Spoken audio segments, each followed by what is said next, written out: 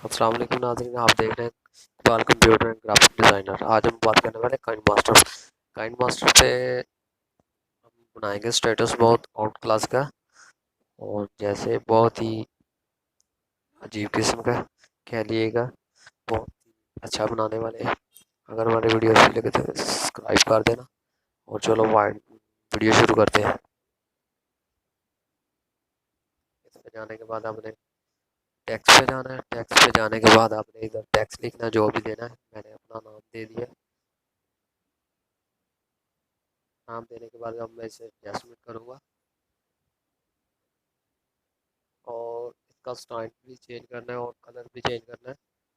जैसे कि मैं ब्लैक देता हूँ, आपने भी ब्लैक करना है क्योंकि ये ब्लैक पे काम करता है। ठीक है ना। और अब मैं इसका फ़ॉन्ट स्टाइल चेंज करूँगा। फ़ॉन्ट स्टाइल लेने के बाद अब मैं वीडियो जो इसके बीच लानी वो सिलेक्ट करूँगा। टेक्स्ट के बीच जो वीडियो आएगी ये देखिएगा।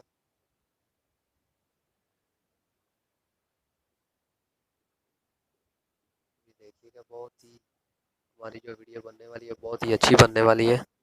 ये देख सकते हैं। ये वीडियो की सेटिंग कर रहा हूँ। सेटिंग हो चुकी है। अब इसे मर्ज करने वाले हैं।